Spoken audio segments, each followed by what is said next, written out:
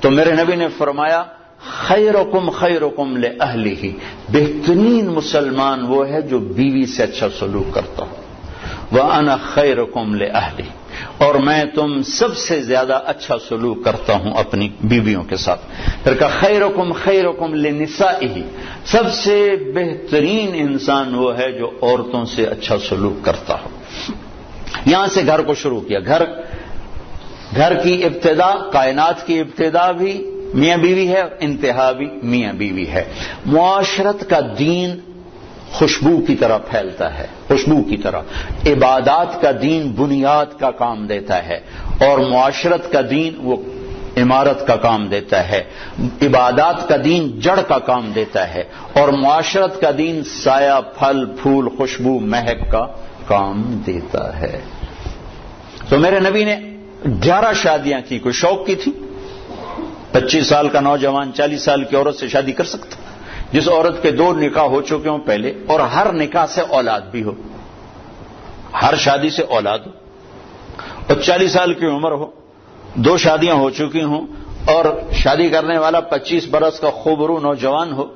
حضرت غامدیہ کہتی ہیں، خزائیہ، ام معبد الخزائیہ آپ کا حلیہ بیان کرتے ہوئے فرماتی، رأیت رجلا ظاہر الوضاء ابلج الوجه حسن الخلق لم تعبه فجلا لم تزر به فعلا وسیم قسیم حسین، کیا الفاظ ہے، فی عینیہ دعج، فی صوتہ سہل، فی لحیتہ کثافہ، فی عنقہ سطع۔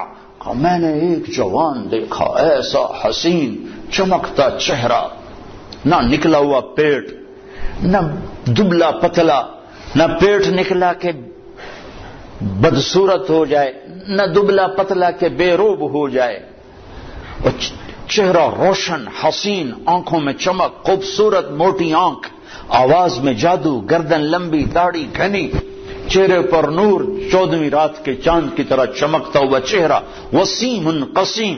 یہ 2 لفظ عجب کہے ہیں، 2 لفظ عجب کہے ہیں۔ وسیم، وسیم کسے کہیں؟ جسے دیکھ کر آنکھ نہ بھرے اور ہر دفعہ دیکھنے کا شوق بڑھ جائے، اسے وسیم کہتے ہیں۔ اور قسیم کسے کہیں؟ جو ہر طرف سے خوبصورت ہو، سر سے لے کر پاؤں تک، ناخن کے انگوٹھے سے سر کے بال تک حسن ہی حسن کا پیکر ہو، اسے قسیم کہتے ہیں۔ تو کائنات میں حسین بہت آئے، وسیم ایک ہی آیا، خوبصورت بہت آئے، قسیم ایک ہی آئے، وہ ہے محمد الرسول اللہ صلی اللہ علیہ وسلم، جن کو دیکھ کے آنکھ نہیں بھرتی تھی، اور ہر طرف سے حسن میں حسن۔ 40 سال کی عورت سے شادی ہو رہی، اور پوری جوانی ایک عورت کے ساتھ گزارتی۔ 50 سال آپ کی عمر ہوئی تو حضرت خدیجہ کا انتقال ہوا، 65 سال کی عمر اور اس کے بعد شادیوں کی لائن لگ گئی۔ معاشرت سمجھانی تھی، زندگی سمجھانی تھی۔ آپ نے فرمایا ما زوجت وما تزوجت الا بوحی من السماء اتى به جبرائیل۔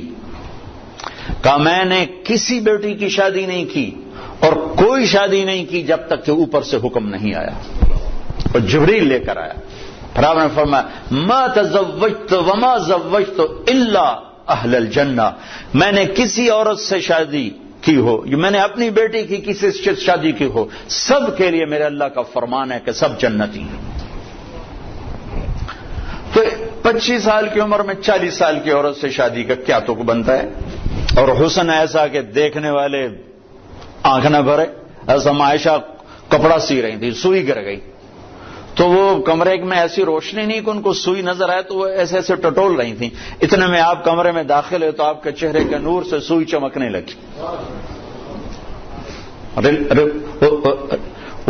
عکس پڑتا ہے نا، تو جو ایسی ہستی ہو وہ تو 25 سال کا ہے تو کوئی 20 سال کی لڑکی تلاش کرے اپنے لیے۔ 40 سال 50 سال کی عمر میں حضرت خدیجہ جدا ہوئی آپ سے، جب آپ 50 سال کے تھے تو اس کے بعد شادیوں کی لائن لگ گئی۔ الا بوحی من السماء اتى به جبریل، کہ ہر شادی آسمان سے وحی آئی۔ جب آپ نے حضرت فاطمہ کا نکاح فرمایا تو مجمع کو مسجد میں جمع فرمایا کہ لوگوں، جبریل میرے پاس اللہ کا پیغام لائے ہیں کہ میں فاطمہ اپنی بیٹی کا نکاح علی سے کر دوں، لیکن میں قربان جاؤں شریعت مصطفیٰ پر، آسمان سے وحی آئی ہے لیکن گئے ہیں فاطمہ سے پوچھنے، بیٹی علی کا رشتہ آیا ہے، تیرا نکاح کر دوں؟ اور ہمارے یہاں بیٹیوں سے پوچھنا عیب سمجھا جاتا ہے، اور بیٹی کوئی رائے دے دے تو کہتے بڑی بے حیا ہے۔ آسمان سے وحی آ چکی ہے کہ علی کے ساتھ فاطمہ کا نکاح کیا جائے، پھر میرے نبی پوچھنے جا رہے ہیں، فاطمہ علی کا پیغام آیا ہے، تیرا نکاح کر دوں؟ جب انہوں نے ہاں کہا، پھر جا کر کہا جاؤ مجمع اکٹھا کرو، پھر لوگوں کو اکٹھا فرمایا، پھر ممبر پہ کھڑے ہو کے فرمایا کہ لوگوں، میرے اللہ نے مجھے جبریل پیغام لے کر آئے کہ میں اپنی بیٹی فاطمہ کا نکاح علی سے علی کو سامنے بٹھایا اور سارا مجمع کا، پھر آپ نے خطبہ پڑھ کے کہا، علی میں نے 400 درہم مہر کے عوض اپنی بیٹی فاطمہ بنت محمد کو تیرے نکاح میں دیا، تو نے قبول کیا؟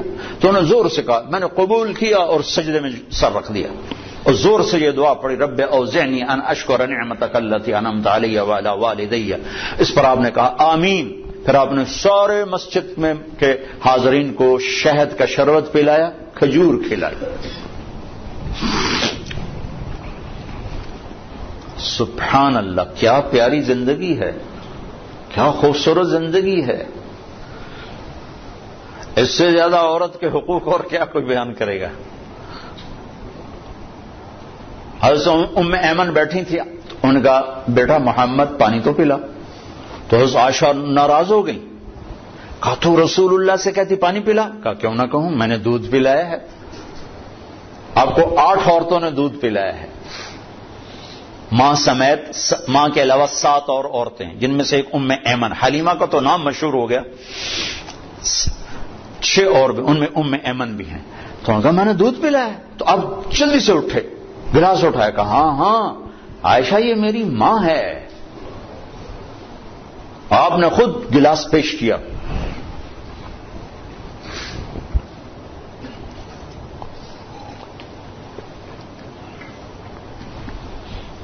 تو چونکہ زندگی گھر سے شروع ہوتی، دفتر سے نہیں، گھر سے شروع ہوتی۔ ہمارے ایک استاد بڑے شفیق تھے، لیکن جب آگے کبھی ڈانٹنا شروع کرتے ہم کہتے لگتا استاد جی گھر دینا لڑتے آئے ہوئے،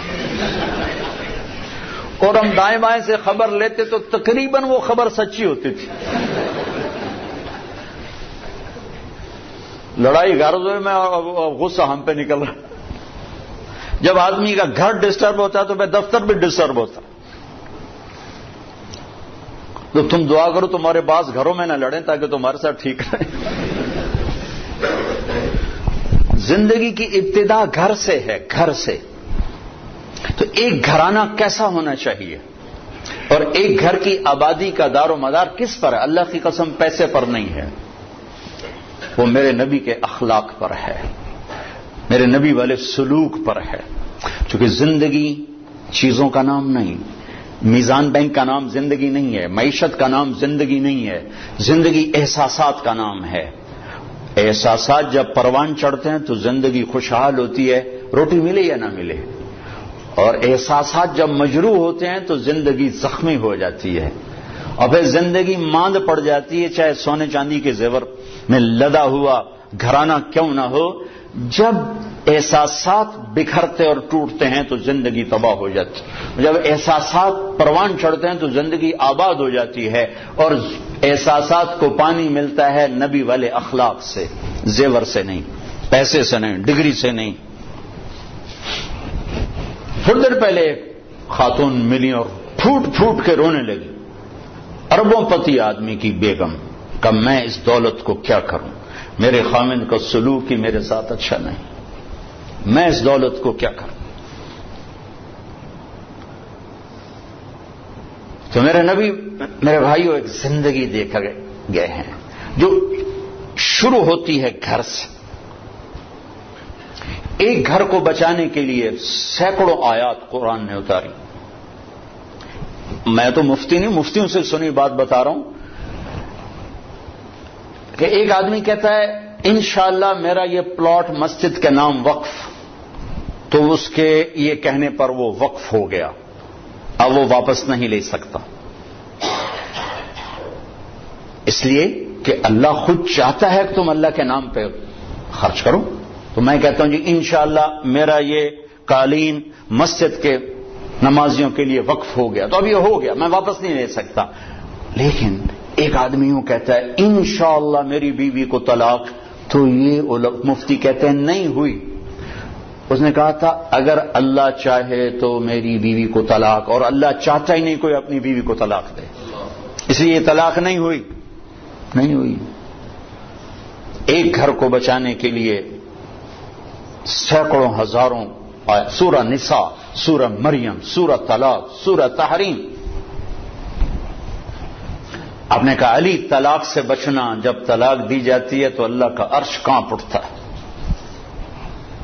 جب گھر بگڑتا ہے تو وہاں سے معاشرہ بگڑتا ہے، جب گھر سنورتا ہے تو وہاں سے معاشرہ سنورتا ہے۔ تو پہلا میاں بیوی ہیں، ان کا آپس میں سلوک کیسا ہے؟ اور چونکہ کسی کی لڑکی کو مرد لے کے جاتا ہے تو اس کی طرف شریعت زیادہ متوجہ ہے، عاشروہن بالمعروف، ان عورتوں سے اچھا سلوک کرنا۔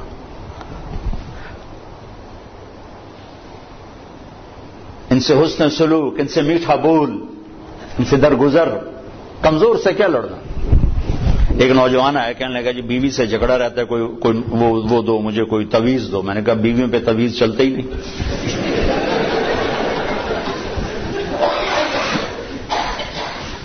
کہنے لگا تو کیا کروں؟ میں نے کہا ایک کام کرو، ہو جائے گا معاملہ ٹھیک۔ کیا؟ میں نے کہا جب تم کھانے پر بیٹھو تو روزانہ 2-4 لقمے اپنے ہاتھ سے کھلا دیا کرو، بس کوئی لمبا چوڑا کام نہیں بھائی۔ کچھ دن بعد اس کا ویسے ہی فون آ گیا، تو مجھے اپنی بات یاد آ گئی۔ میں نے کہا میری بات پہ عمل کیا تھا؟ کہنے لگا نہیں۔ میں کیوں؟ کہنے لگا شرم آتی۔ میں نے کہا لڑتے ہوئے شرم نہیں آتی بھائی، کمزور سے بھی کوئی لڑتا ہے۔ اپنے گامے پہلوان کا نام سنا؟ گاما پہلوان، یہ رستم زمان کا ٹائٹل اس نے لندن میں اس کو تاج پہنایا گیا تھا۔ ایک امریکہ کا پہلوان تھا زبسکو، اس کو اس نے ہرایا تھا 2 گھنٹے کی کشتی کے بعد، تو پھر اس کو یہ ٹائٹل ملا تھا۔ یہ اندرون شہر لاہور میں رہتا تھا، تو سبزی لے رہا تھا، تو بھاؤ تاؤ پہ کوئی بات بڑھ گئی تو سبزی والے نے گلاس اٹھا کے مارا گامے کو، تو اس کے لگا یہاں تو خون نکل آیا، تو اس نے پگڑی کھولی اور یوں نیچے سے اس کو بل دے کر یوں باندھی اور چل پڑا۔ تو لوگوں نے کہا پہلوان جی اے مڑکو جی بندہ تمہیں مار گیا، وہ تسی چپ کر کے ٹر پے ہو؟ وہ کہنے لگا ماڑے نو ماردیا شرم آتی۔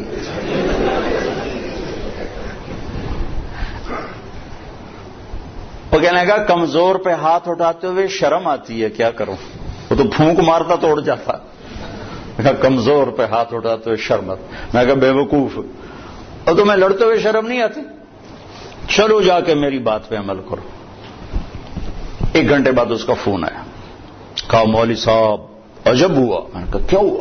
کہا میں نے لقمہ منہ میں ڈالا، ادا منہ تھے کھلے ہی رہ گیا۔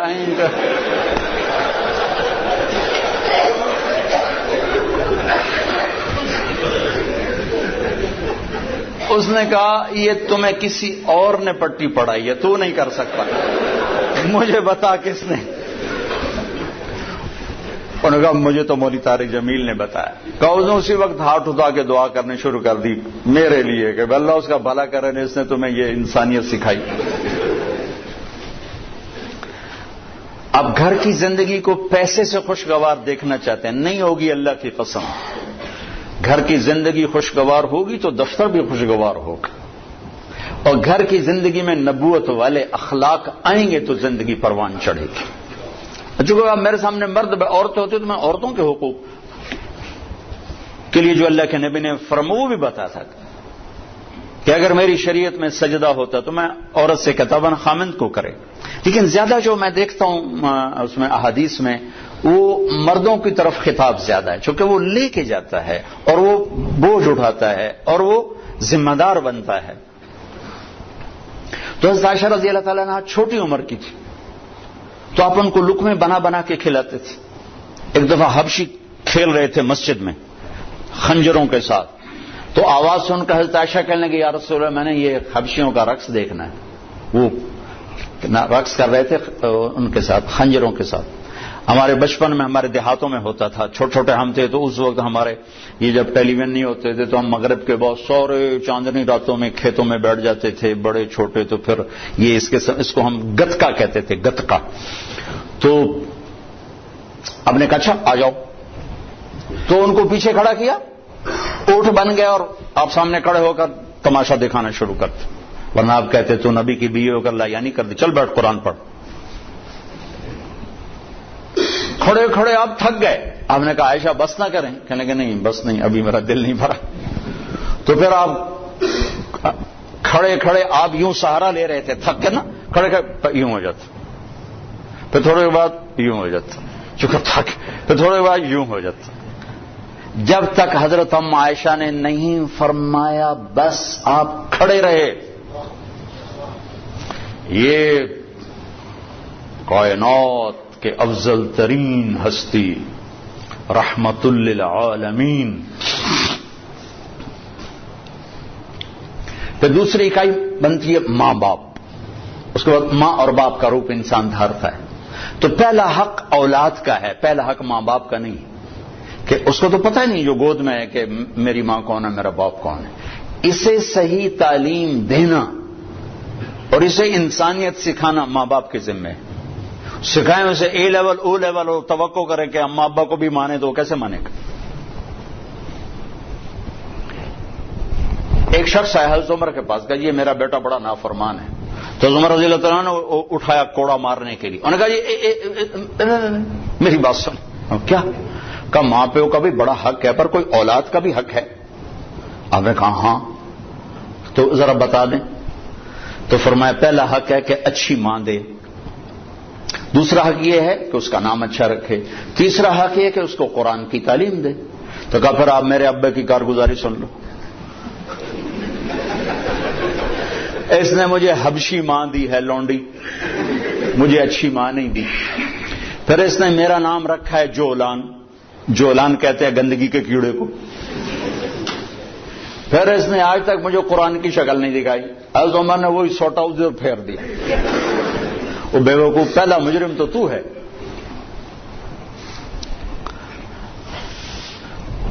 وہ تو ایک پتھر ہے، اس کو تراش خراش کی ضرورت ہے، نہ تراشیدہ وہ پتھر ہے. تو پہلی گود ماں باپ ہیں. اب ماں باپ اتنا وقت نکالیں کہ بچوں کے ساتھ کانفرنس ہو، بیٹھنا ہو. اس کو کاروبار سے فرصت نہیں، وہ تھک تھکا کے آتا ہے، وہ کیسے کاؤنسلنگ کرے بیوی کے ساتھ بچوں کے ساتھ. اور ذہن سازی سب سے پہلا کام ماں باپ کا ہے، استاد کا نہیں. استاد تو بعد میں آتا ہے. پہلا درس ماں باپ کا ہے. اگر انہوں نے اس کو ٹائم نہیں دیا تو یہ جنگل کا ایک درخت بن جائے گا، اور اگر اسے ٹائم دیا تو باغ کا پودا بنے گا. اس کی تراش خراش اور زندگی بھر دھکے کھائے ہیں. سیرت کو پڑھ کے اور تجربوں سے دیکھا ہے. نصیحت تھوڑی ہو، محبت زیادہ ہو. ماں باپ پر نصیحت غالب ہوتی ہے، وہ پھر وہ اوور ڈوز ہو جاتا ہے کام. ذہن سازی نہیں ہوتی، اور ذہن سازی دنیا کا مشکل ترین کام ہے جس کے اللہ نے نبیوں کو بھیجا.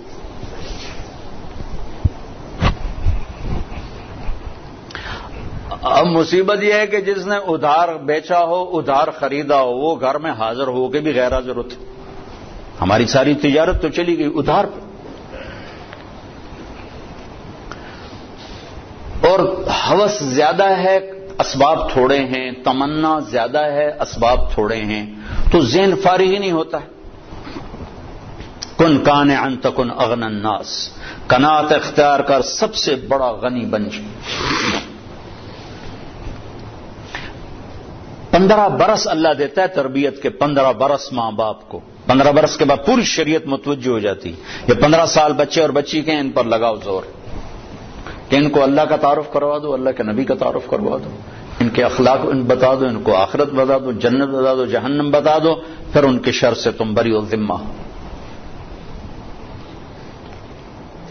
لیکن ماں باپ کو ہی نہیں پتا تو اولاد کو کیا پتا ہوگا؟ ماں باپ اگر حق ادا کر دیں اولاد کے لیے تو پھر وہ لوٹ کر ان کی طرف آئے گا، پھر وہ اپنے ماں کو عزت دے گا، باپ کو عزت دے گا. ایک ہماری تہذیب تھی وہ ختم ہو گئی. بہت چھوٹے بچپن میں میں اپنے دادا کو تو نہیں سنبھلتا، دادا کے بھائی کو میں سنبھلتا ہوں. تو میرے دادا کے جو چھوٹے بھائی تھے ان کے بیٹے ان کے سامنے نہیں بیٹھتے تھے، حالانکہ بالکل جاہل ان پڑھ لوگ تھے دنیا کے لحاظ سے، لیکن ایک تہذیب تھی، ایک ثقافت تھی دیہات کی، پنجاب کی، غریب کی امیر کی.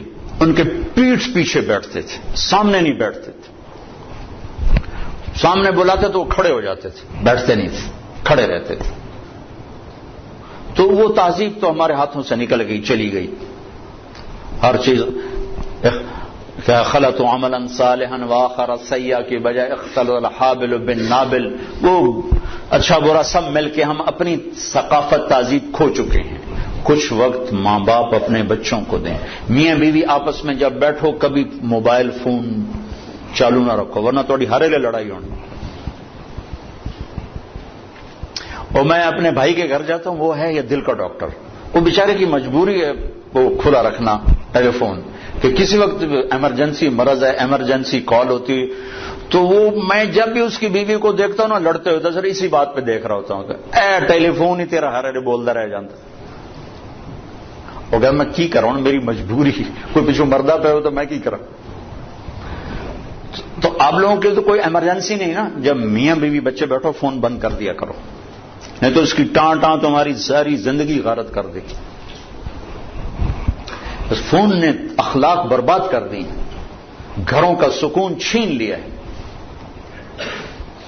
ان لنفسک علیک حقا وان لزوجک علیک حقا. تیری بیوی کا تیرے اوپر حق ہے، تیری ذات کا تیرے اوپر حق. یہ تھوڑا کہ تم میزان بینک کے ملازم ہو تو اب تمہارے گھر میں بھی تمہارا فون چل رہا ہو، بھائی عرفان صاحب کی کہیں کال نہ آ جائے. کیوں بھائی بیوی دا حق نہیں؟ کیوں جی عرفان صاحب؟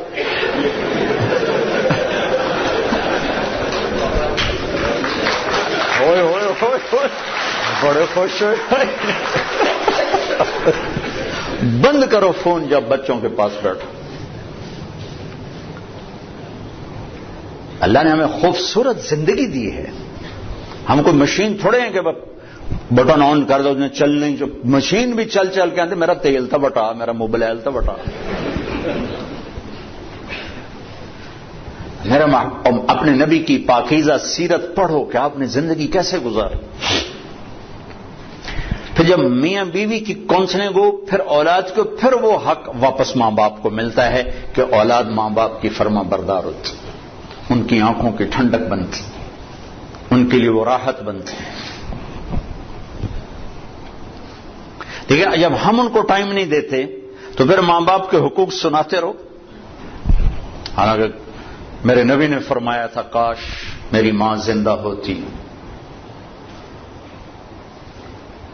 میں ان کی ایسی نوکری کرتا، میں عشاء کی نماز کے مصلی پر ہوتا اور میں سورۃ فاتحہ پڑھ رہا ہوتا اور ادھر سے آواز آتی محمد، تو میں ماں کے لیے نماز توڑ دیتی. اتنی بڑی حسرت کا اظہار. اور مائیں ذلیل ہو رہی. کون سا گھر ہے جہاں ماں ذلیل نہیں ہوتی؟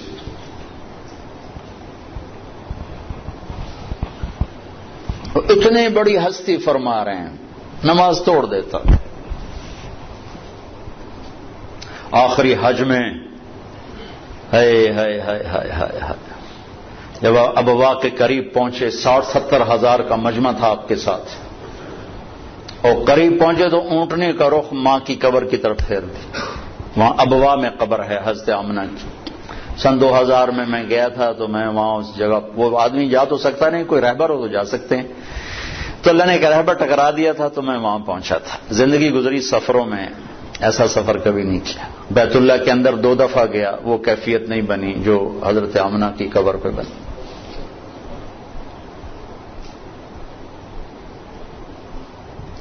مجھے وہ چھوٹا سا محمد نظر آنے لگا, جو ماں کی عمر کیا تھی 25 سال, باپ کب فوت ہوئے 25 برس, ماں کب فوت ہوئی 25 برس, اور 3 افراد, ام ایمن خادمہ والدہ جناب رسول اللہ صلی اللہ علیہ وسلم. اچانک موت کا وار ہوا ہے. ممکن ہے ہارٹ اٹیک ہوا ہو, ممکن ہے جو کچھ پڑا ہے اس کے مطابق تو یہی خیال آتا ہے کہ بولا نہیں جا رہا تھا اور کروڑ پہلو بدل رہی تھی, اس سے پتہ لگتا ہے شاید ہوا ہو, بولا نہیں جا رہا, اور آپ سہمے ہوئے پاس بیٹھے ہوئے تھے کیا ہو کیا ہو.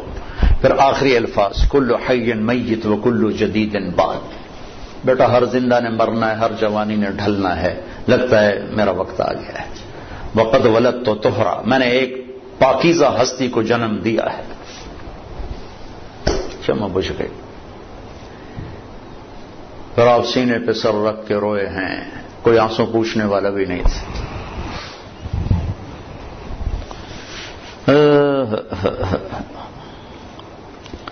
پتھر جوڑ کے وہاں نیچے اترے تو آپ پھر بھاگ کے اوپر چڑھ گئے. پہاڑ ہے اتنا اونچا, اس سے تھوڑا سا اونچا ہے, پھر اوپر چڑھ گئے. ام ایمن پیچھے پیچھے دوڑی تو ہم ماں کی قبر سے لپٹ کے لیٹے ہوئے تھے ایسے. جب قریب آئیں تو آپ کہہ رہے تھے اماں تجھے تو خبر تھی تیرے سوا میرا کوئی نہ تھا, مجھے چھوڑ کے تو کہاں چلی گئی.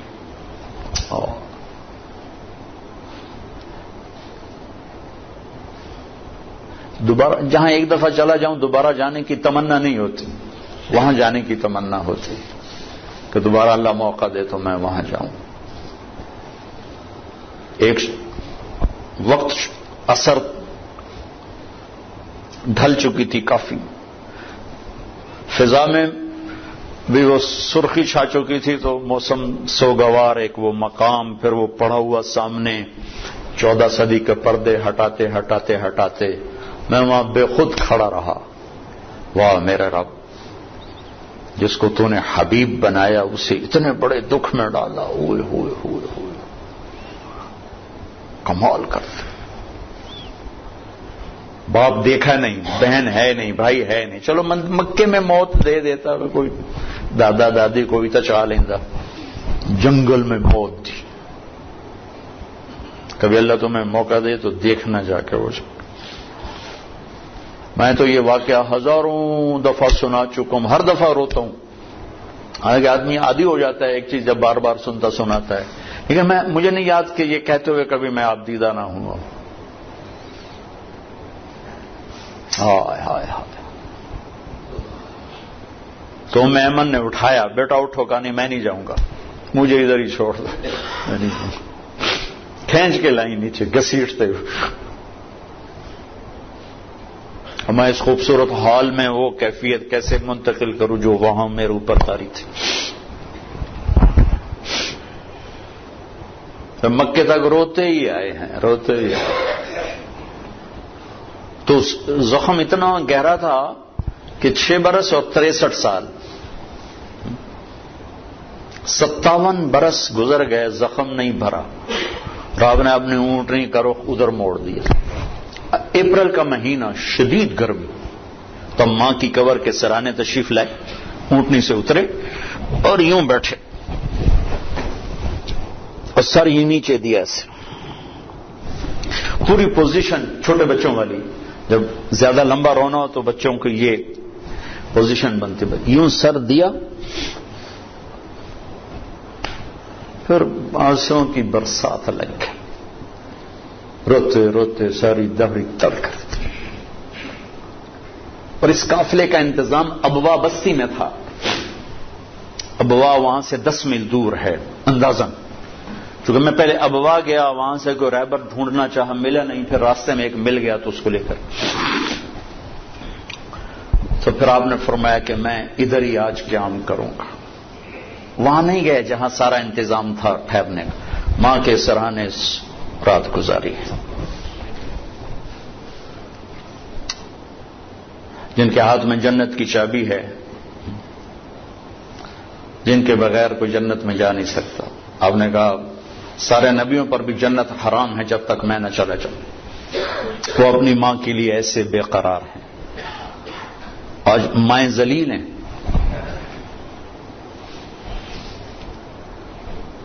پوچھا گیا تھا میرے نبی سے قیامت کب آئے گی؟ کہا مجھے نہیں پتا.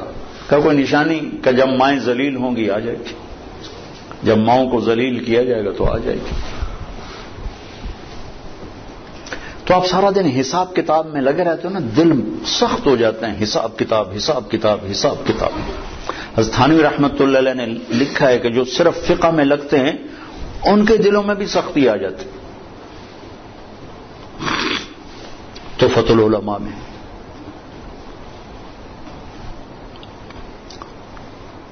جو حساب کتاب ہے, فقہ بھی حساب کتاب ہے. یہ حلال یہ حرام, یہ حلال یہ حرام, یہ حلال یہ جائز یہ ناجائز, یہ شرط یہ فرض یہ واجب یہ سنت. جو نرمانے والی چیز تو قرآن و حدیث ہے. تو سارا دن حساب کتاب حساب کتاب حساب کتاب حساب. اور بھی دکھ ہیں زمانے میں محبت کے سوا, راحتیں اور بھی ہیں حساب کی راحت کے سوا. تھوڑی سی فیض سے معذرت کے ساتھ.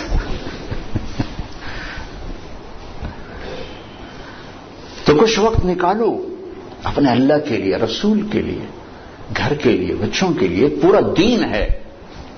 عبادات کا دین تو ہے ہی چھوٹا سا. پھر وہ بشاشت کے ساتھ اپنے دفتروں میں آؤ. میرے نبی نے فرمایا اگر نرمی کی کوئی شکل ہوتی تو دنیا میں اس سے حسین کوئی شکل نہ ہوتی. لو کان الرفق خلقا لما رأى الناس خلقا احسن منه. اور بد اخلاقی کی کوئی شکل ہوتی اور سختی کی کوئی شکل ہوتی تو اس سے بدصورت شکل کوئی دنیا میں نہ ہوتی. ولو کان العنف خلقا لما رأى الناس خلقا اقبح منه. اگر سختی اور بد اخلاقی کی کوئی شکل ہوتی تو اس سے بدصورت کوئی شکل نہ ہوتی. نرمی کی کوئی شکل ہوتی تو اس سے حسین کوئی شکل نہ ہوتی. میرے اللہ نے اپنے حبیب جیسی ہستی سے فرمایا فَبِمَا رَحْمَةٍ مِّنَ اللَّهِ لِنْتَ لَهُمْ. میرے محبوب یہ تیرے رب کا کرم ہوا, بہت بڑا کرم ہوا کہ آپ نرم ہو گئے. اللہ نے اپنے نبی پہ احسان جتلائے.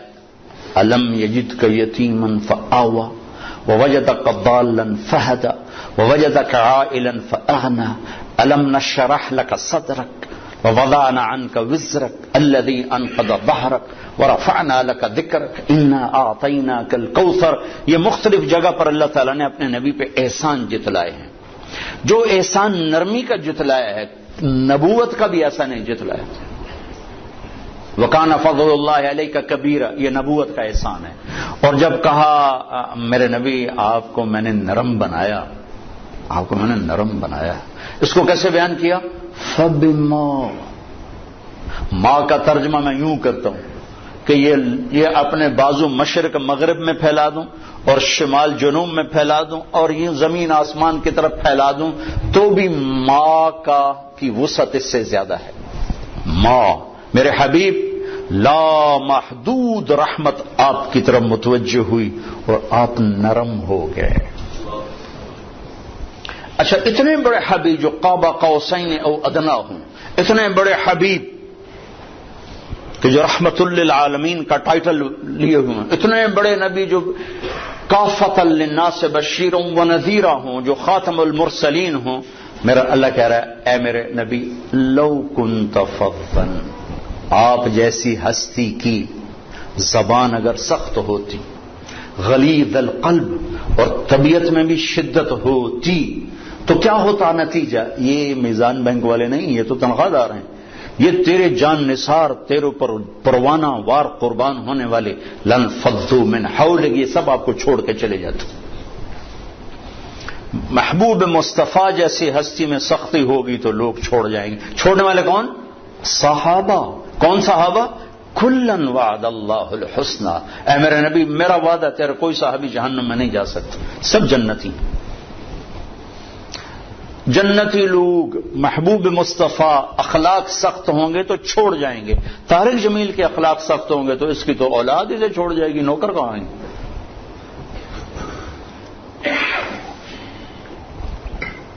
شدت اور سختی نے نفرت کو جنم دیا ہے. اس نفرت نے آج آگ لگا دی ہے، مذہب کے نام پر، قوم کے نام پر، صوبوں کے نام پر، فقہ واریت کے نام پر، سیاست کے نام پر، رشتے ناتوں کے نام پر آگ لگی ہوئی ہے، آگ۔ نبوت والے اخلاق ہی اس کو زیر کر سکتے ہیں، ورنہ کوئی نہیں۔ نبوت والی زندگی، نبوت والے اخلاق۔ میرے نبی نے لمبی نمازیں پڑھی، اللہ نے کہا نہیں میرے نبی اتنی لمبی مجھے نہیں چاہیے، ما انزلنا علیک القرآن لتشقى۔ میرے نبی نے سارا مال خرچ کر دیا، اللہ نے کہا نہ بنا مجھے یہ بھی نہیں چاہیے، لا تبسطها كل البسط۔ میرے نبی نے تبلیغ میں زیادہ دکھ درد دکھایا تو اللہ نے اس سے بھی روک دیا، فلا تذهب نفسك عليهم حسرات۔ تین بڑے کام، دعوت، ہم تبلیغ کے داعی ہیں، کبھی تبلیغ میں وقت لگاؤ، یہ بننے کی محنت ہے، سدھرنے کی محنت ہے، تربیت کی محنت ہے، پوری دنیا میں دین زندہ کرنے کی محنت۔ ٹھیک، اللہ نے کہا میرے نبی درمیانہ کام کرو، لمبی نماز پاؤں میں ورم نہیں، درمیانی نماز پڑھو۔ سارا مال اٹھا کے دے دیا، مال کیا تھا؟ کچھ بھی نہیں تھا، کرتا ایک صحابی کو پسند آیا، کہا جی مجھے بڑا اچھا لگ رہا ہے مجھے دے دیں، آپ نے اتار کے وہ بھی دے دیا۔ نماز کا وقت آیا تو کرتا ہی کوئی نہیں، نماز پڑھانے کے لیے بیٹھے ہوئے ہیں، نماز کا وقت تنگ ہو رہا ہے۔ ایک انصاری عورت کے پاس پیغام بھیجا، اس نے چادر بھیجی، وہ چادر اوڑھ کے آپ نے نماز پڑھائی تو پھر اللہ نے یہ آیت اتاری، میرے محبوب ایسے نہ کر کے پھر خود تنگ ہو کے بیٹھ جائے۔ تو تین بڑے کام ہیں، مال خرچ کرنا، نماز پڑھنا، دعوت دینا، تینوں میں اللہ نے کہا اعتدال اعتدال اعتدال۔ لیکن جب میرے نبی نے اخلاق میں پرواز دکھائی تو اللہ تعالیٰ یہاں بھی کہہ دیتا ذرا ہولا ہاتھ رکھ، ذرا آنکھ۔ یہ نہیں افسران کہتے اگر ہم ڈھیل دیں تو پھر یہ کام نہیں کرتے، سارے ملک ہے جو اگر ڈھیل دیں تو کام نہیں کرتے، ذرا آنکھ نہ دکھائیں تو کام نہیں کرتے۔ ہے جب میرے نبی نے آنکھیں جھکائیں دکھانے کی بجائے اور اخلاق کی پرواز دکھائی تو میرے اللہ نے شاباش دی، کہ لعلی خلق عظیم۔ میرے محبوب آپ کا رب آپ کو شاباش دیتے، میں ان کا ترجمہ کرتا ہوں شاباش۔ آپ کا رب آپ کو شاباش دیتا ہے کہ آپ کے اخلاق بڑے بلند ہیں۔ یہ نہیں کہا انک لذو خلق عظیم، یہ کہا ہے انک لعلی، آپ کے اخلاق بلند ہے، یہ نہیں کہا انک لعلی، اے میرے محبوب آپ تمام اخلاق پہ چھا گئے ہیں، چھا گئے ہیں۔ بلندی اخلاق میں امکان ہے کوئی ایک آدھ چیز رہ گئی ہو، لیکن اعلیٰ کا مطلب ہے کہ میرے محبوب انسانی تخیل تصور میں جتنے اخلاق ہیں سب آپ کی باندھی بن چکے، آپ ان پہ چھا چکے۔ اور ساتھ قسم اٹھا کے ضرب لگائی، نون والقلم وما یسطرون، مجھے قسم اور قلم اور اس کی تحریر تھی، اس پہ ان اور لام کو جمع کر کے دوسری قسم بنائی اور شاباش دی۔ زبردست اخلاق ہیں۔ اتنے بڑی تعریف کے بعد ذو کی بجائے اعلیٰ کا لفظ، تعریف کی انتہا، آگے کوئی انتہا ہے نہیں۔ پھر مطالبہ کیا واخفض جناحک للمؤمنین، ایمان والوں کے آگے بچھ جاؤ میرے محبوب، بچھ جاؤ۔ بولا نا یہ آیت میں تفسیروں سے نہیں سمجھا، جو جناح کا لفظ آتا ہے نا، جناح پر، ساڑھے کوئی پر ہے تو لگا رہا پر بچھا دو، پر بچھانے کا کہ میں یہ مفتی صاحب کو بتا رہا ہوں، چھوٹے مفتی صاحب کو، تو میں جب کالج پڑھتا تھا ہمارا گاؤں تھا دریائے راوی کے کنارے، راوی کے کنارے، تو جب ہم گھر جاتے تھے اپنے گاؤں لاہور سے تو سارے کزنز مل کر ہم شکار کھیلنے جنگل میں چلے جاتے تھے، تو 8 دن 10 دن ہم جنگل میں رہتے تھے، تو راشن، آٹا، دالیں، نوکر، بندوقیں، کار، تو ہر شے ساتھ ہوتی تھی۔ تو وہ ایک چاچا سردارہ ہوتا تھا مرحوم، اس کے 2 کوٹھے ہوتے تھے، ایک پہ ہم قبضہ کر لیتے تھے، تو وہ تیتر کا شکار ہوتا تھا، تو جب وہ تیتر کو لگتا تھا فائر، وہ کارتوس لگتا تو جنگل میں کہیں خالی جگہ آ جاتی تھی، تو چاچا سردارہ مرحوم تیتری کی آواز نکالتا تھا، وہ بیچارے تیتر پھنس کے آ جاندے ہیں وہ ایک جھاڑی کے پیچھے بیٹھ کے تیتری کی آواز نکالتا، تو وہ جھنڈ کے جھنڈ ایسے غول کے غول تیتروں کے باہر نکلتے، بہت تیتر ہوتے تو اس وقت، تو پھر ہم ٹھا ٹھا ٹھا ٹھا فائر کرتے تھے، وہ ہوتے تھے چھرے، وہ کارتوس، تو کسی کو 1 لگا، کسی کو 2، کسی کو 3، تو وہ یوں اڑتا تھا، تھوڑی سی ہمت ہوتی تھی، پھر گرتا تھا، اور گر کے اس کے پر بے بسی سے یوں پھیلتے تھے، اور ٹانگیں پیچھے چلی جاتی تھی، سر یوں ہو جاتا تھا، پر یوں ہو جاتے تھے، اور اپنی زبان سے گویا کہہ رہا ہے کہ ہوں بے شک کباب بنا تے بھاویں سالن بنا، ہوں میرا وس کوئی نہیں رہ گیا۔ یہ جناح کا لفظ میں یہاں سے سمجھا بولا نا کہ اللہ یوں کہہ رہا ہے کہ لوگوں کے سامنے ذبح ہو جائے، بچھ جا، ذبح ہو جائے۔ پھر یہی لفظ اللہ نے ماں باپ کے لیے استعمال کیا، وخفض لہما جناح الذل من الرحمہ۔ اپنے نبی سے کہا امت کے سامنے بچھ جا، اولاد سے کہا ماں باپ کے آگے بچھ جاؤ۔ وبالوالدین احسانا اما یبلغن عندک الکبر احدہما او کلاہما فلا تقل لهما اف ولا تنهرهما وقل لهما قولا كريما واخفض لهما جناح الذل من الرحمة وقل رب ارحمهما كما ربياني صغيرا۔ من الرحمة، پرندہ تو بے بس ہو کے پر بچھاتا ہے، تو خوشی سے بچھا، محبت سے بچھا کے حق ہے۔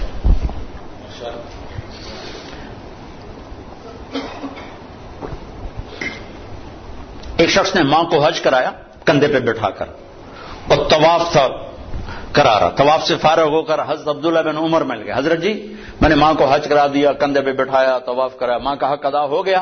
تو انہوں نے کہا ابھی تو ایک سانس کا حق ادا نہیں ہوا، ایک سانس، ولا زفرۃ واحدہ، لمبا سانس، تھک کے جب سانس لیا جائے اس کو زفرہ کہتے ہیں۔ کہ تیری ماں تجھے پال پال جو تھکتی تھی نا، لمبا سانس لیتی تھی، وہ جو اس نے لاکھوں سانس لی ان میں سے ایک سانس کا حق بھی ادا نہیں ہوا۔ کہا وخفض جناحک للمؤمنین، بچھ جا ایمان والوں کے آگے۔ زندگی جو ٹریول کرے گی وہ اخلاق کے ساتھ کرے گی، عبادات کے ساتھ بیس بنے گی، جو آگے پھیلے گی خوشبو کی طرح وہ اخلاق ہوں گی۔ تو ہر وقت حساب کتاب حساب کتاب حساب کتاب، یہ دل دماغ کی، یہ دل کی دنیا ویران کر دیتا۔ تو کچھ وقت نکالو بھائیو، اپنے نبی کی سیرت پڑھو، اپنے بچوں کو سناؤ۔ اب تو کتابیں اٹھانے کی دقت کوئی نہیں ہے، اللہ تعالیٰ نے کتنی آسانی کر دی ہے، ایک چھوٹی سی اسکرین پر لاکھوں کتابیں موجود۔ میں مفتی تقی صاحب کا وہ پڑھ رہا تھا آسان ترجمہ، تو اس کے شروع میں لکھا کہ اس کا اکثر حصہ سفروں میں مکمل ہوا، چونکہ کمپیوٹر میں ساری چیزیں موجود تھیں، اور وہ صورت کے آخر میں لکھتے بھی ہیں فلاں ایئرپورٹ پر یہ مکمل ہوئی، فلاں ایئرپورٹ پر یہ مکمل ہوئی۔ کہ اب تو اللہ نے وہ کتابوں کی مشقت سے بھی نجات دے دیا۔ ہمارے بچے ہم سے زیادہ جانتے ہیں وہ ان کے ساتھ کھیلنا، ان کو بیٹا نبی کی سیرت نکالو، نبی کے اخلاق نکالو، ابو عمر کی سیرت نکالو، ابو بکر کی سیرت نکالو، خود بھی سنو ان کو بھی سناؤ۔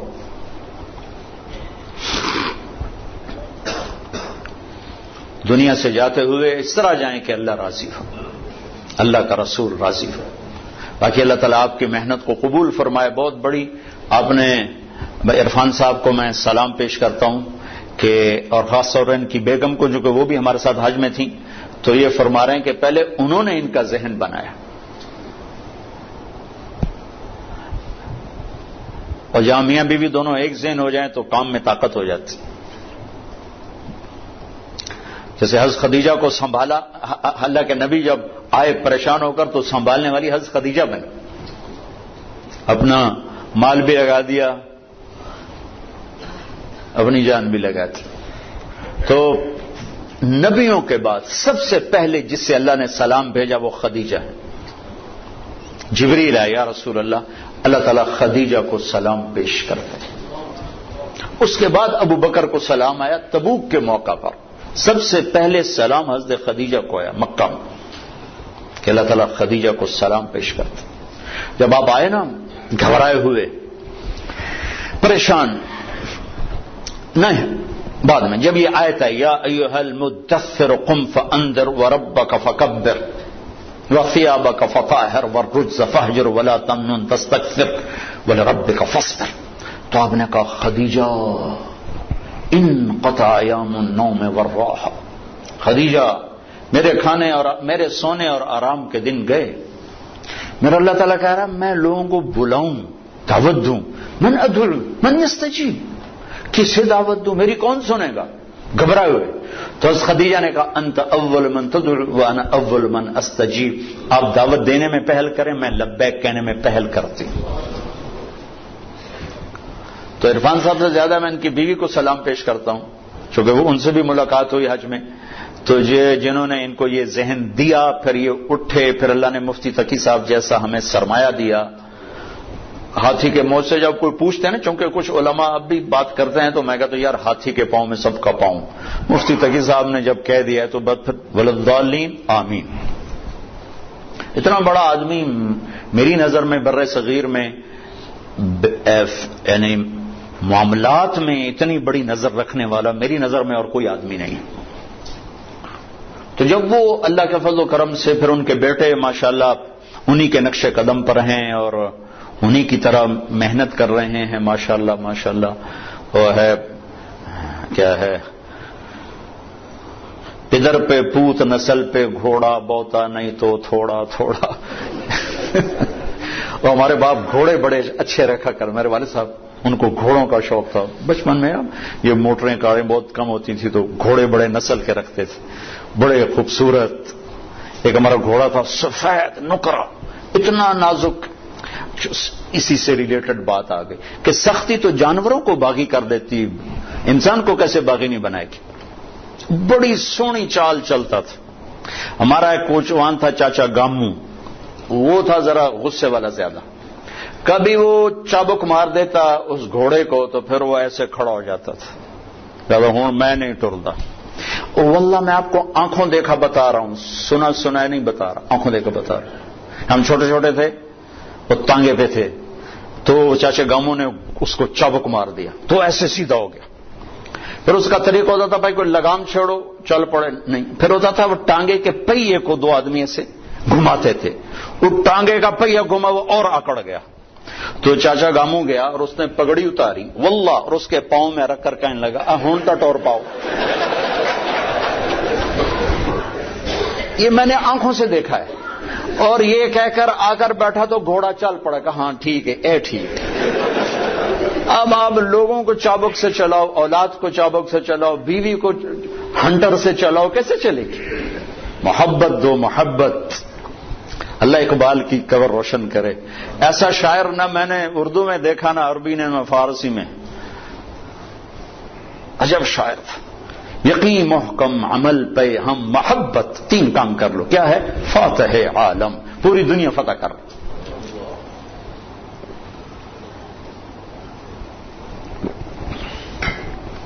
تو میرے محبوب کی ایک خوبصورت زندگی ہے جس میں معاشرت بھی ہے، معیشت بھی ہے، عبادت بھی ہے، عقائد بھی ہیں. ان سب کو زندہ کرنا اسلام ہے. آپ نے ایک چیز کو زندہ کیا ہے، سود سے لوگوں کو بچایا ہے، کوشش کر رہے ہو اللہ آپ کی مسائی کو قبول کرے. اپنے لیے بھی کچھ وقت نکالو کہ یہ تو دین کا ایک چھوٹا سا شعبہ ہے معیشت، لیکن میرا اللہ سے تعلق ٹھیک ہو، میرا لوگوں سے تعلق ٹھیک ہو، میرا ماں باپ زندہ ہیں تو ان سے تعلق ٹھیک ہو، بیوی بچے ہیں تو ان سے تعلق ٹھیک ہو. ہمارا جوائنٹ فیملی سسٹم میں بعض اوقات ماں باپ کی مداخلت زندگی برباد کر دیتی، بعض اوقات بیوی کی مداخلت ماں باپ کو برباد کر دیتی. لیکن یہ واقعات تھوڑے ہیں، پہلے واقعات زیادہ ہیں کہ ماں باپ کی بے جا مداخلت وہ میاں بیوی کی زندگی کو برباد کر دیتی. اور آگے حدود کا پتہ نہیں ہے تو وہ ماں کے چکر میں بہت سے لوگ اپنی بیویوں کو تباہ کر بیٹھتے ہیں، اپنے بچوں پہ بیویوں پہ بڑی بڑی زیادتیاں کر جاتے ہیں. میں چونکہ پنجاب کا ہوں، دیہات کا ہوں اور ذمہ دارہ معاشرت ہے، میں یہ ظلم بہت دیکھتا ہوں بہت دیکھتا ہوں بہت دیکھتا ہوں. تو میں 15 سال سے یہ مضمون بیان کر رہا ہوں. کتنی زیادہ ٹریفک ہو، لائن میں چل رہی ہو تو کوئی ٹریفک نہیں پھنستی، لیکن اگر ایک دوسرے کی لائن میں گھس جاؤ تو کھلوتے ہوئے سارے دیں. تو ساس بہو کے اندر کی حدود میں جانا چاہتی، بہو ساس کی حدود میں جانا چاہتی ہے، سسر میاں بیوی کی زندگی میں آنا چاہتا ہے، وہ اس کی زندگی میں آنا چاہتے ہیں. تو 4 گاڑیاں پھنس جاؤں تو ٹریفک رک جاتی. 1 لاکھ گاڑی اپنی لائن میں جا رہی ہو، کوئی ٹریفک نہیں بند ہوتی. تو میرے نبی نے زندگی بتائی ہے، بیوی کا اپنا حق ہے، ماں باپ کا اپنا حق ہے. میرے ماں باپ کی وجہ سے میری بیوی بے عزت نہ ہو، میری بیوی کی وجہ سے میرے ماں باپ بے عزت نہ ہو. بہن بھائیوں کی وجہ سے بیوی کا رشتہ خراب نہ ہو، بیوی کی وجہ سے بہن بھائیوں کا رشتہ خراب نہ ہو. اس کو بیلنس کرنا. آپ کے تو بینک کا نام ہی میزان ہے، بڑا خوبصورت نام رکھا ہے، عدل، ترازو. تو بیلنس آف لائف میرے نبی سے ملے گی اور کہیں سے نہیں ملے گی، کہ کس طرح آپ نے بیلنس کر کے دکھایا ہے ہر چیز کو. یہ تبلیغ، اس کو سیکھنے کی محنت، تو اس میں ٹائم بھی دے، جب اللہ موقع دے تبلیغ میں آپ وقت لگائیں، اس سے انشاءاللہ آپ کو ہمت ملے گی، قوت ملے گی. اور اپنی روزمرہ کی زندگی میں آخری ایک بات کر کے ہم دعا کرتے ہیں. ابو دجانہ رضی اللہ تعالیٰ عنہ کا ایک قول آپ کو سنا تھا.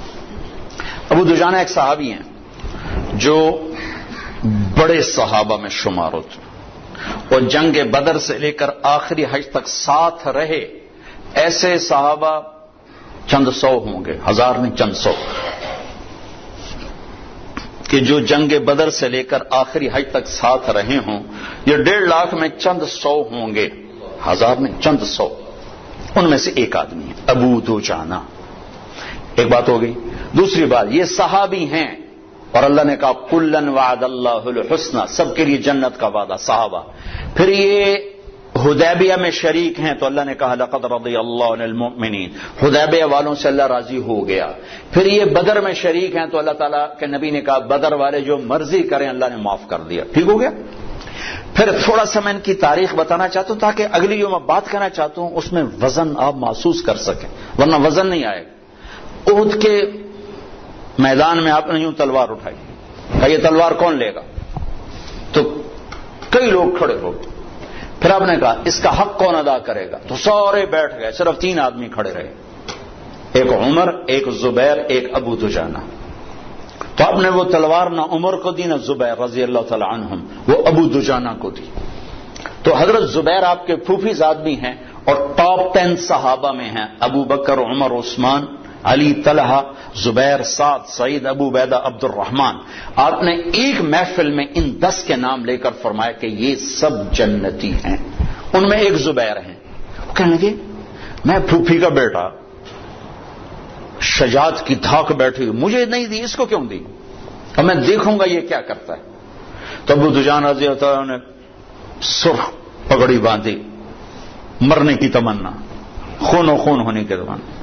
کان الذی عاہدنی خلیلی ونحن بالصفح لدى النخیل اللہ اقوم الدہر بالکیول واضرب بسیف اللہ ورسولہ، کہ میں وہ ہوں جس نے اپنے نبی کے ساتھ وعدہ کیا ہے کہ پہلی صف میں کھڑے ہو کے لڑوں گا، پچھلی صف میں نہیں، اور اللہ اس کے رسول کی تلوار کا حق ادا کروں گا. اور ایک طرف سے حملہ کیا اور پورے قریش کے لشکر کو چیر کے پار نکل گیا. تو زبیر رضی اللہ عنہ حیران ہو گئے، کیا بلا ہے. آگے ہندا اور عورتیں وہ بجا رہی تھی، ڈھول بجا کے نا قریش کو تیار کر رہی تھی. نحن بنات طارقی نمشی علی النمارق مشی القتل بوارقی المسک فی المفارق والدر فی المخالق ان تقبلوا نعانقی او تدبروا نفارقی فراق غیر وامقی. یہ گانا گا رہی تھیں کہ آگے بڑھو گے تو گلے لگائیں گی، پیچھے ہٹو گے تو تمہیں دھکا دے دیں گی. مفہوم اس کا یہ ہے. تو جب ابو دجانہ بڑھے تو ساری عورتیں بھاگ گئیں، ہندا قابو میں آ گئے. تو آپ نے یوں تلوار اٹھائی اور اس کے مانگ پہ رکھی، اس نے چیخ ماری، تلوار ہٹا لی. تو پیچھے زبیر تو پیچھے بھیجا، یہ کیا کیا؟ نبی کی تلوار ہے، عورت کے خون سے رنگین کرنا اس کی شان کے خلاف ہے. واپس لے لی. پھر پیچھے ہٹے اور پھر مجمع کو چیر کے رکھ دیا. سامنے ایک ہاتھی جیسا قریشی لشکر میں تھا، لوہے میں ڈوبا ہوا. تو زبیر کہنے کہ میری جی میں اس سے ٹکر ہو تو پھر میں دیکھوں ابو دجانہ کیا ہے.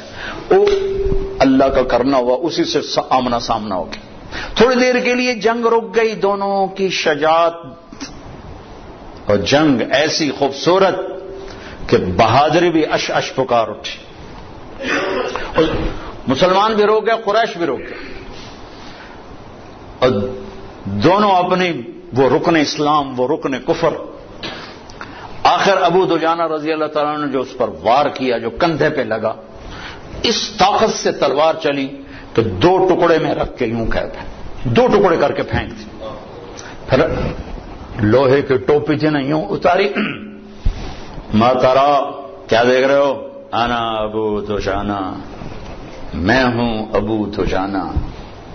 اور یہ یمامہ میں شہید ہوئے.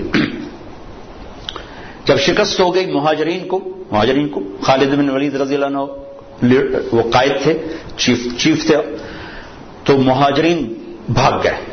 زید بن خطاب شہید ہو گئے، جھنڈا ان کے ہاتھ میں تھا. پھر سالم مولا ابی حذیفہ شہید ہو گئے، جھنڈا ان کے ہاتھ میں تھا. پھر مہاجرین کے قدم اکھڑ گئے. تو خالد بن ولید نے حضرت برا سے کہا، برا ان لوگوں میں سے تھے جو ہاتھ اٹھاتے تھے تو رد نہیں کرتا تھا. کہ برا بن مالک تستر میں شہید ہوئے تھے. تو وہ کہنے لگے اخلصنا، ہمیں الگ کر، انصار کو الگ کر. تو انہیں آواز لگا یا للانصار یا للانصار. تو صرف 3000 مدینے والے اکٹھے ہوئے، 3000.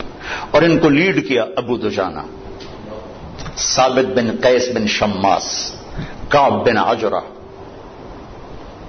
عباد بن بشر، برا بن مالک. ان 5 آدمیوں نے ان کو لیڈ کیا. 3000 نے 1,00,000 کے منہ پھیر دیے. اور ان میں سے ابو دجانہ شہید ہو گئے، عباد بن بشر شہید ہو گئے، اور ثابت بن قیس بن شماس شہید ہو گئے. کعب بن عجرہ کا ہاتھ کٹ گیا، اور برا بن مالک نے گیٹ کھول دیا اور لشکر داخل ہوا، اور مسلمہ کذاب قتل ہوا. تھوڑی سی آپ کو میں نے تاریخ بتائی، آپ جانیں کہ ابو دجانہ کیا ہستی ہے. اب یہ ابو دجانہ ایک بات کرنے لگے، لوگو ان ارجع عملی عندی، لوگو میرے پاس بخشش کا سب سے بڑا عمل جس پر مجھے امید ہے بخشش کی. اب آپ ان کی ساری مختصر ہسٹری ذہن میں رکھیں. صحابی، بدری، احدی، شہید فی الیمامہ. لوگو ان ارجع عملی عندی، میرے پاس بخشش کا سب سے بڑا عمل جس پر میں امید کرتا ہوں، انی ما آذیت احدا بلسانی، میں نے آج تک اپنی زبان سے کسی کو دکھ نہیں پہنچایا. ولا اجد فی قلبی غلا لاحد، اور میرے دل میں کسی کے بارے میں کوئی بغض نہیں ہے.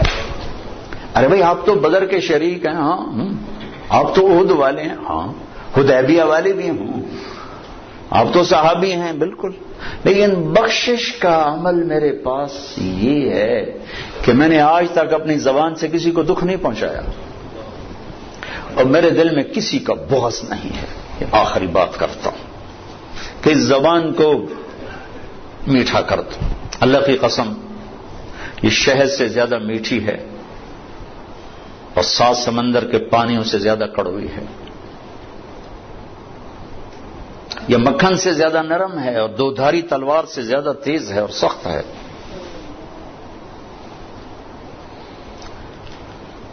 تو اس زبان کا بول میٹھا کرنا سیکھ لیں، اور دل کو دھونا سیکھ لیں. کوئی زیادتی کرے جاؤ اللہ سے لوں گا، جاؤ معاف کیجیے.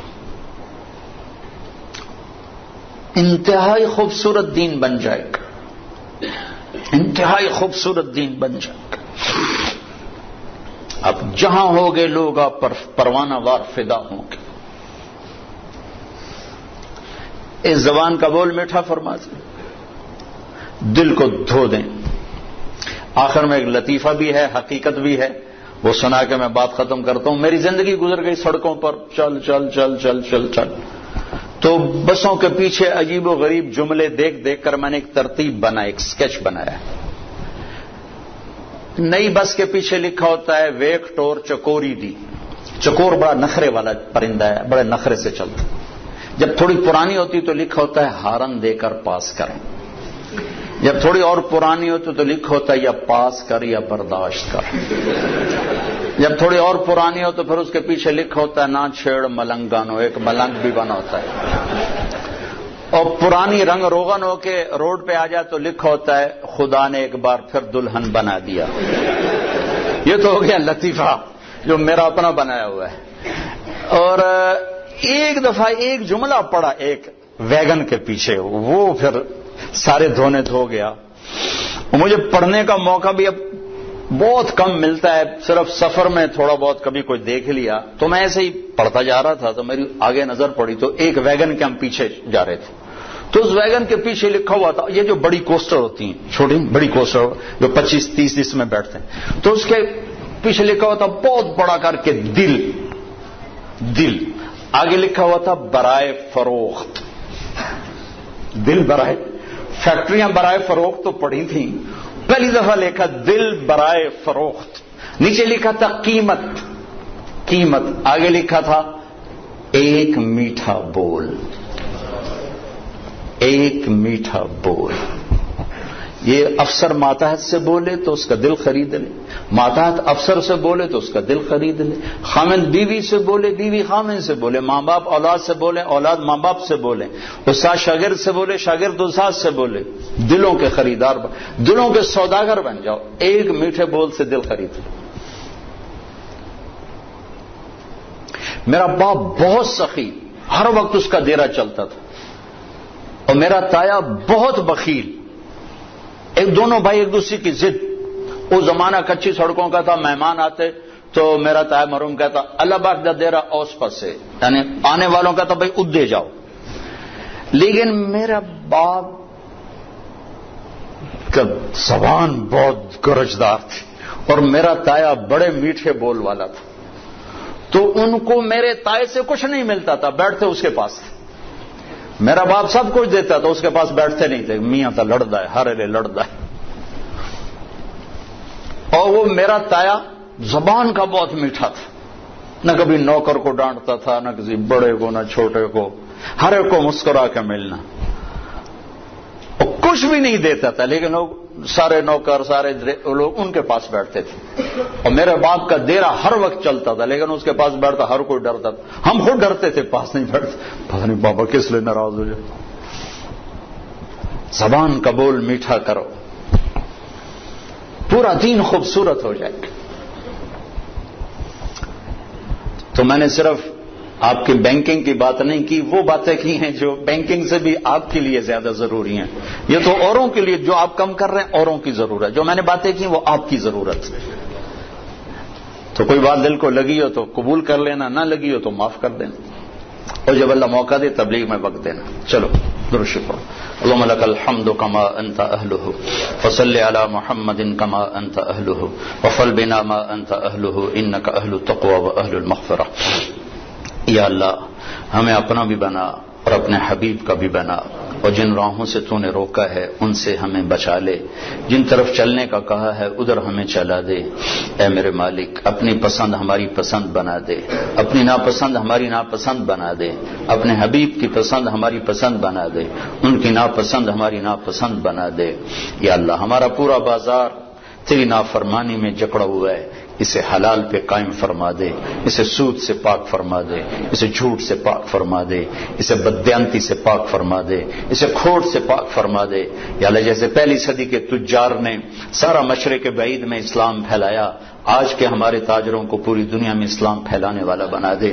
جیسے تو نے یا اللہ قرون اولیٰ کے مسلمان تاجروں کی تجارت کو دنیا میں اپنے دین کے زندہ ہونے کا ذریعہ بنایا، یا اللہ تو ہمارے تاجروں کو بھی آج کی دنیا میں دین کے زندہ ہونے کا ذریعہ بنا دے. سچائی دیانت سے ہمارے بازاروں کو مزین فرما، کھوٹ سود سے، ظلم سے، جھوٹ سے، مکر سے، فریب سے، دھوکہ سے ہمارے بازاروں کو پاک فرما. ہماری ساری معیشت کو یا اللہ ساری معیشت کو سود سے پاک کر دے. جتنے بینک ہیں سب کو بغیر سود کے کر دے. میزان بینک والوں کو جزائے خیر عطا فرما. تو عرفان صاحب ان کے اہلیہ کو جزائے خیر عطا فرما. مفتی تقی صاحب کا سایہ ہم پہ تادیر قائم فرما. ان کے بیٹے ان کے نقش قدم پر ہیں یا اللہ ان کے بھی قدم قدم حفاظت فرما، اور ان کی مزید بھی رہنمائی فرما. اور پورے ملک میں ان یا اللہ اس گھرانے نے بہت خیر پہنچائی ہے، بہت برکت پہنچائی ہے. یا اللہ ہم ان کے بڑوں کے شکر گزار ہیں. یا اللہ تو اپنے شایان شان رمضان ان کو اس کی جزائے خیر عطا فرما، انہیں ان کی نسلوں کو شاد و آباد و نہال فرما۔ یا اللہ جو کوئی اشکال ہیں اہل علم کے وہ تو حل فرما، دور فرما، اور یا اللہ ہماری تجارت کو اپنے محبوب والی بتائی ہوئی تجارت بنا دے، صحابہ تابعین تبع تابعین والی تجارت بنا دے، ہماری زراعت کو اپنے نبی والے بتائے ہوئے طریقے پر قائم فرما دے، ہماری حکومتوں کو، ہماری معاشرت کو، معیشت کو یا اللہ زندگی کے ہر شعبے میں یا اللہ اپنے نبی والی زندگی زندہ فرما دے، اور یا اللہ ان حضرات کو جو رکاوٹیں پیش آ رہی ہیں اپنے فضل سے دور فرما، لوگوں کا رجوع عام فرما، لوگوں کا رجوع عام فرما، لوگوں کو ان کی طرف رجوع کرنے والا بنا، اور جتنا سود کا نظام چل رہا ہے اپنی قدرت سے، اپنی غیبی قدرت سے اسے ختم فرما، اسے ختم فرما۔ یہ سارے حاضرین جو آئے ہوئے ہیں یا اللہ خواتین ہیں، حضرات ہیں، بڑے ہیں، چھوٹے ہیں، ماتحت ہیں، افسر ہیں، ان پر اپنی رحمت کا سایہ گہرا فرما، انہیں ان کی نسلوں کو آباد شاداب نہال فرما۔ میزان بینک کو پاکستان کا سب سے بڑا بینک بنا دے، سب سے بڑا بینک بنا دے۔ تیرے لیے کیا مشکل ہے، تو نے 30ویں سے 8ویں نمبر پہ پہنچایا، 8ویں سے پہلے نمبر پہ پہنچا دے۔ انک علی کل شیء قدیر وبالاجابۃ جدیر، وصلی اللہ تعالی علی النبی الکریم، آمین برحمتک یا ارحم الراحمین۔